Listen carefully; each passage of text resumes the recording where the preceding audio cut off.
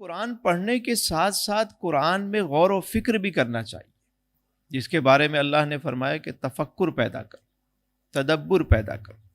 میری ایک جاننے والی تھیں، وہ ماشاءاللہ ہر ہفتے قرآن ختم کرتی تھیں۔ تو ایک دن میں نے ان سے عرض کی کہ آپ ذرا قرآن کو ترجمے تفسیر کے ساتھ ذرا غور و فکر کے ساتھ پڑھیں۔ تو آپ جو پڑھتی ہیں وہ بھی پڑھیں، لیکن ساتھ میں آپ یہ بھی پڑھیں۔ تو ماشاءاللہ انہوں نے مجھے کہا کہ مجھے کوئی تفسیر ایسی لا کے دیں جو میں پڑھوں۔ میں نے ان کو بتایا، منگوا کے دی۔ تو جب انہوں نے پڑھنا شروع کیا تو قرآن پاک انہوں نے 3 سال میں مکمل کیا، 3 سال۔ لیکن جب وہ پھر کہنے لگیں کہ مجھے اب محسوس ہوتا ہے کہ جیسے میں اپنے رب کے ساتھ باتیں کر رہی ہوں، میرا رب مجھے کوئی بات سمجھا رہا ہے۔ یعنی اب جو پڑھنے میں مزہ آتا ہے وہ کچھ اور ہی آتا ہے۔ غور و فکر کرنا قرآن کے اندر، غور و فکر کیسے پیدا ہوتا ہے اس کو سمجھنے کی ضرورت ہے کہ یہ تفکر ہے کیا۔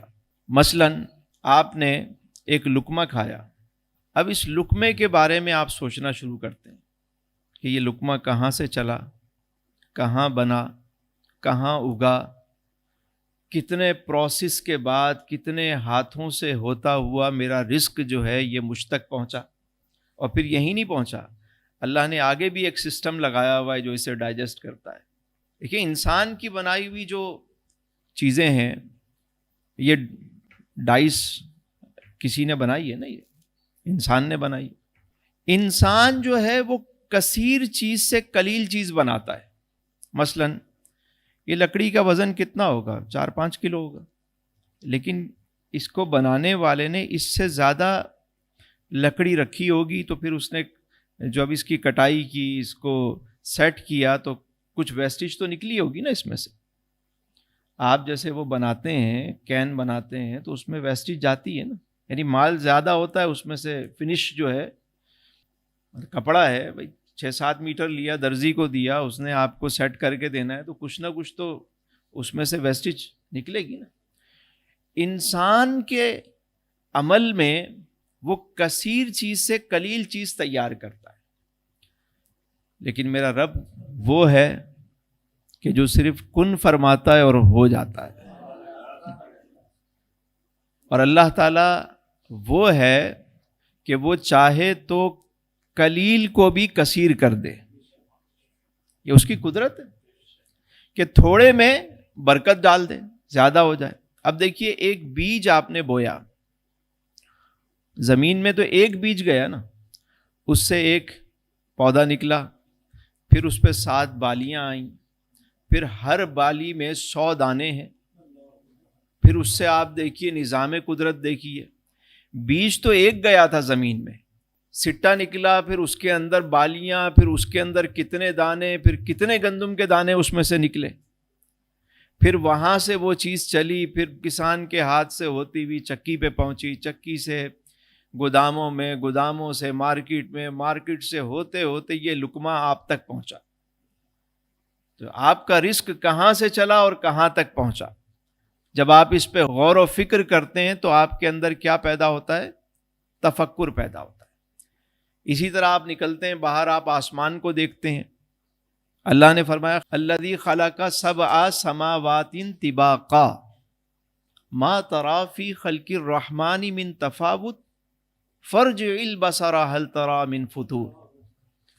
اللہ فرماتا ہے یہ جو ساتوں آسمان کس نے تخلیق کیے ہیں؟ پروردگار نے۔ کبھی اس آسمان کو دیکھو، تمہیں اس کے اندر کوئی نقص، کوئی عیب نظر آتا ہے؟ کوئی کجی کمی نظر آتی ہے؟ دوبارہ دیکھو اس کو، تمہیں اس میں کوئی کمی نظر نہیں آئے گی تمہیں۔ خالق کی تخلیق وہ ہے کہ جس میں عیب ہے ہی نہیں، نکالا ہی نہیں جا سکتا۔ انسان کی بنائی ہوئی کتنی ہی اچھی چیز کیوں نہ ہو، اس کو آپ 1 دفعہ استعمال کریں، 2 دفعہ کریں، چند دن کے بعد آپ اکتا جائیں گے۔ اس کے بعد آپ وہ انٹرسٹ نہیں رہے گا جو پہلے دن رہے گا۔ یہ موبائل پہلے دن ہاتھ میں آیا تو واہ واہ واہ، کچھ دن کے بعد آپ اس سے بیزار ہو جائیں گے کہ یار اب یہ بج بھی رہا ہے تو بندہ بولتا ہے چھوڑو یار، ابھی اس کو جان چھوڑے۔ انسان کی بنائی ہوئی چیزوں سے انسان بیزار ہو جاتا ہے، مخلوق کی بنائی ہوئی چیزوں سے انسان بیزار ہو جاتا ہے۔ کوئی کتنی اچھی کتاب کیوں نہ لکھی ہوئی ہو، کسی رائٹر نے، بہت اچھا رائٹر ہے، آپ کتنی دفعہ پڑھیں گے؟ 2 دفعہ، 4 دفعہ، میکسیمم 10 دفعہ پڑھ لیں گے، وہ بھی کورس ورک ہو تو انسان اتنا پڑھتا ہے، ورنہ کتاب کو تو 2-3 دفعہ سے زیادہ نہیں پڑھتا۔ لیکن خالق نے جو کتاب عطا فرمائی ہے،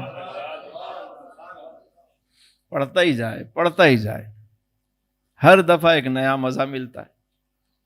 اور اگر قرآن کو اس طریقے سے پڑھا جائے کہ پڑھنے سے پہلے اس مالک سے دعا کی جائے کہ میرے مالک یہ تیری کتاب ہے اور میں اسے پڑھنے لگا ہوں، میرے مالک تو اسے میرے لیے آسان بنا دے، اس کے حقیقی معنی مفہوم سے مجھے آگاہی دے دے، تو کیا ہوتا ہے کہ قرآن اس پر آسان ہو جاتا ہے، اس پہ کھلنا شروع ہو جاتا ہے۔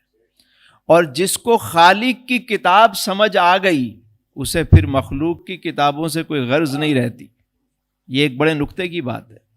اللہ والے جب قرآن پڑھ سے محبت کرتے ہیں تو ایک وقت ایسا بھی آتا ہے کہ ان کے پاس صرف ایک ہی کتاب ہوتی ہے، وہ کتاب اللہ ہوتی ہے۔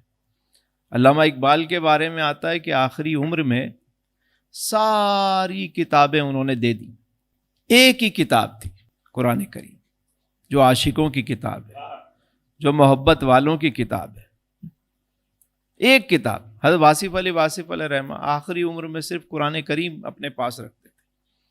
علامہ اقبال کے بارے میں کہ جو قرآن ان کے پاس تھا، ان کے کئی صفحے ایسے تھے کہ جہاں پہ سیاہی مٹ چکی تھی، یعنی وہ پڑھتے رہتے تھے اور روتے رہتے تھے، پڑھتے رہتے تھے اور روتے تھے، سیاہی مٹ چکی کہ خالق کی کتاب سمجھ میں آ جائے تو قرآن کے ساتھ ایک محبت کا رشتہ جو ہے وہ قائم ہو، اور اس میں تفکر کیا جائے کہ قطرہ کیا ہے اور سمندر کیا ہے۔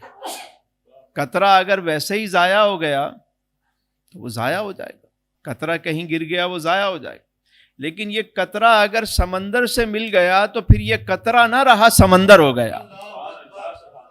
یعنی فانی اگر باقی کے ساتھ اپنا تعلق قائم کر لے تو پھر وہ فانی نہیں رہتا، اس کو بقا مل جاتی ہے، حیات ابدی پا جاتا ہے۔ اللہ فرماتا ہے افلا ينظرون الى الابل کیف خلقت، بندے دیکھ میں نے اونٹ کو کیسا بنایا، کبھی غور تو کر۔ وَإِلَى السَّمَاءِ كَيْفَ رُفِعَتْ، اچھا تو نے اونٹ دیکھ لیا، اب ذرا آسمان، ذرا نگاہ اوپر اٹھا، دیکھ میں نے آسمان کو کیسا بنایا۔ وَإِلَى الْجِبَالِ كَيْفَ نُصِبَتْ، اچھا تو نے اوپر دیکھ لیا، اب پہاڑوں کو دیکھ میں نے کیسا بنایا۔ وَإِلَى الْأَرْضِ كَيْفَ سُطِحَتْ، پھر دیکھو زمین کو میں نے کیسے ہموار کیا ہے۔ فَذَكِّرْ إِنَّمَا أَنْتَ مُذَكِّرٌ، وہی ذات ہے کہ جس کے لیے ساری تسبیح، ساری حمد ہے۔ آپ کو اللہ کی بنائی ہوئی جو کائنات ہے، اس میں جب آپ تفکر کرنا شروع کرتے ہیں تو وہ چیزیں خود بخود بولنا شروع کر دیتی ہیں، مخلوق سے محبت شروع ہو جاتی ہے۔ وہی چیز کبھی جس کے لیے انسان مر رہا ہوتا تھا، جب خالق سے محبت ہو جائے اور بات سمجھ میں آ جائے تو وہی چیز اس کی راہ میں وہ خرچ کرنا شروع کر دیتا ہے، بانٹنا شروع کر دیتا ہے۔